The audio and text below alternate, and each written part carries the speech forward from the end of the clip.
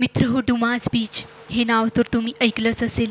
हा बीच गुजरातमधला एक haunted beach आहे, जिथे संध्याकाळनंतर लोकांच्या ओरडण्याचा, किंचाळण्याचा भयानक आवाज येतो. त्या बीचवर अशा आत्मा भटकत असतात ज्यांचा त्या बीचवर अकाली मृत्यू झाला आहे. ते प्रेतात्मे त्यांच्यासोबत तिथे आलेल्या लोकांना घेऊनच जातात.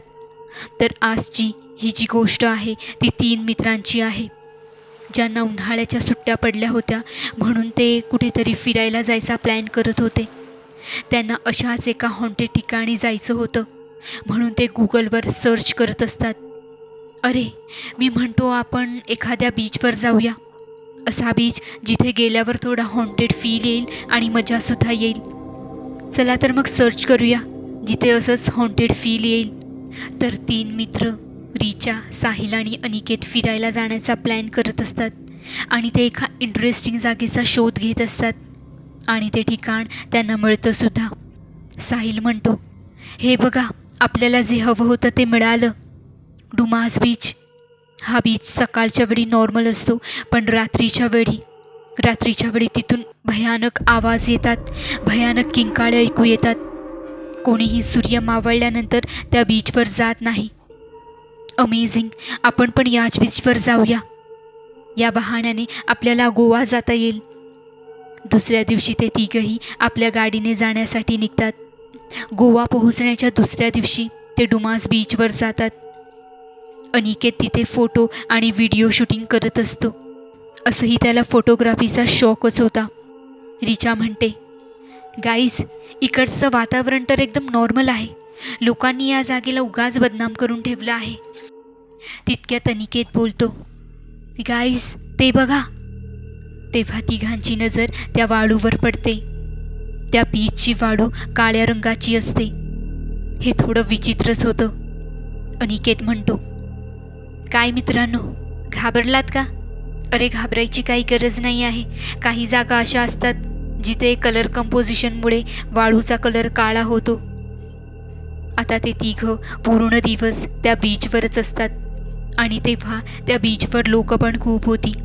खूप टुरिस्टसुद्धा आले होते. अनिकेत म्हणतो, यार खरंच हा तर एक नंबर 1 बीच आहे. माहीत नाही लोक या बीचवर यायला का घाबरतात. तिघंजण बीचवर एन्जॉय करत असतात आणि आता हळूहळू संध्याकाळ होत होती. सूर्य मावळत होता. तेव्हा ते तिघं बघतात की त्या बीचवर काहीतरी झालं आहे. लोक इकडे तिकडे पडत होते. साहिल म्हणतो, अरे, अचानक हे सगळे लोक कुठे जात आहेत, भूकंप आल्यासारखं. त्यावर अनिकेत म्हणतो, अरे, तू त्या बीचचा आर्टिकल नाही वाचलास का, ज्यात असं सांगितलं होतं की दिवसा या बीचवर सगळं काही नॉर्मल असतं आणि रात्री या बीचवर पॅरानॉर्मल घटना घडत असतात. परंतु त्या तिघांना या गोष्टीचा काहीच फरक पडणार नव्हता, कारण त्यांचं एकच ध्येय होतं की त्यांना या बीचवरच्या भयानक घटना आणि त्या बीचचं सत्य जवळून पाहायचं होतं. आता रात्रीचे 1 वाजले होते आणि बीचसुद्धा एकदम सुनसान झाला होता. आता ते तिघं त्या अंधाऱ्या बीचवर एकटेच होते, ज्यामुळे त्यांना आता भीती वाटत होती. आता ते तिघं त्या बीचवरून निघतच होते की त्यांना त्या बीचमधून कोणाच्या तरी ओरडण्याचा आवाज येऊ लागला. साहिल, अनिकेत, वाचवा मला, वाचवा. रिचा म्हणाली, तुम्ही कोणता आवाज ऐकला का? साहिल म्हणाला, हो, कोणीतरी बुडतंय वाटतं, आपल्याला मदत करायला पाहिजे. त्यावर अनिकेत म्हणतो, अरे हिरो, वेडाबेडा झालायस का? असं एवढ्या रात्री कोणता माणूस असेल? कधीपासून आपण इथेच आहोत. आपण सोडल्याशिवाय इथे कोणीच नाही आहे. साहिल म्हणतो, अरे, तुझ्यात काही माणुसकी नाही आहे का? कोणीतरी तिथे बुडत आहे आणि तो मला प्रवचन देतोयस. आता ते तिघं समुद्रामध्ये गेले, पण तिथे त्यांना कोणीच दिसलं नाही. तो किंचाळण्याचा आणि ओरडण्याचा आवाजसुद्धा बंद झाला होता. अनिकेत म्हणतो, बघितलं, कोणी दिसलं का बुडणारं? आला मोठा माणुसकी दाखवणारा. तेव्हा रिचा साहिलला म्हणते, साहिल, अरे साहिल, तू कुठे हरवला आहेस? मी विचार करतोय की तो जो कोणी ओरडत होता माहीत नाही, पण त्याने ओरडताना आपल्या तिघांचीही नावं घेतली.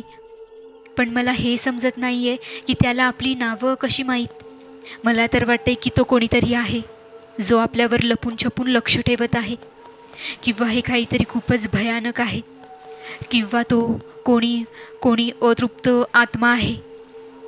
त्या तिघांना त्या बीचचा संकेत मिळाला होता. आता ते तिघं लगेच तिथून धावत पळत निघायला लागले. तितक्यात रिचाची सँडल वाळूमध्ये फसली आणि रिचा तिची सँडल काढायचा प्रयत्न करत होती. माझा पाय माहीत नाही कुठे अडकला आहे, निघतच नाही आहे. माहीत नाही असं का वाटतंय, पण मला असं वाटतंय की कोणीतरी माझा पाय वाळूच्या खालून खेचत आहे. दुसरीकडे साहिल आणि अनिकेत थोडं पुढे आले होते. तेव्हा रिचाला समजतं की तिची सँडल जळालेल्या हातांनी पकडून ठेवली आहे.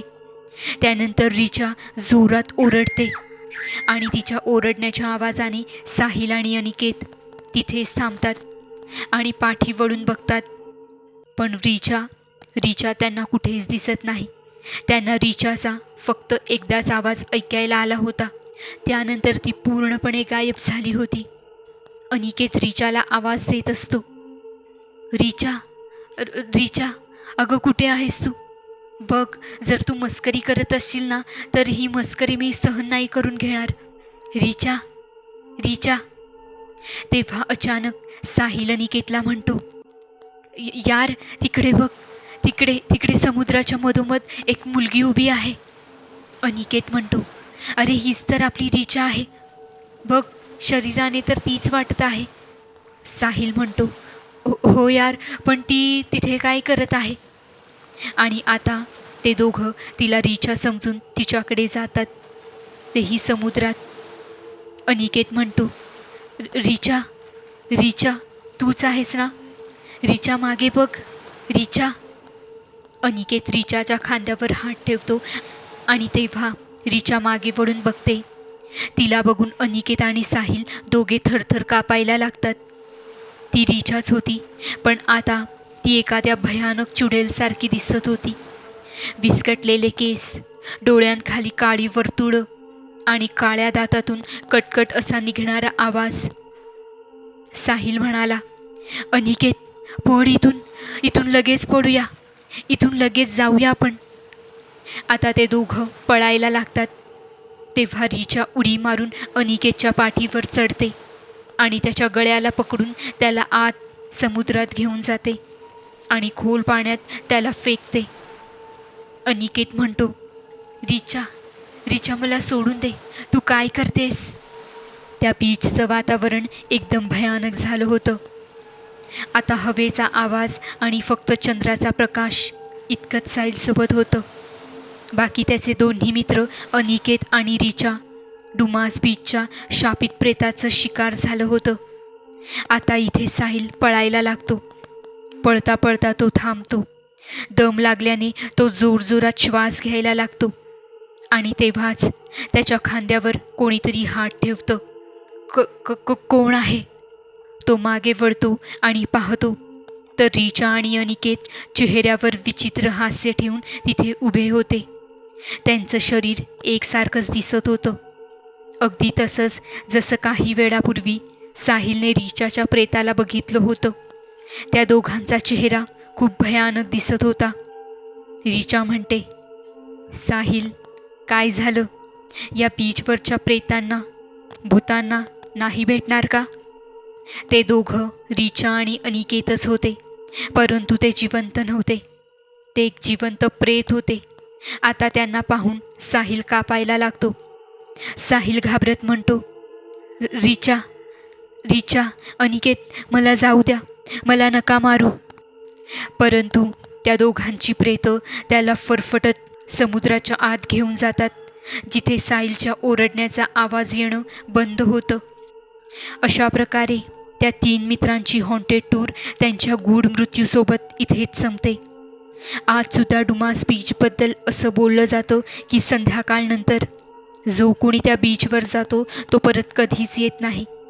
त्या बीचवर अशा आत्मा भटकत असतात ज्यांचा मृत्यू अकाली झाला होता. मध्यरात्री त्या खोल समुद्रातून लोकांच्या ओरडण्याचा आणि किंचाळण्याचा आवाज येतो.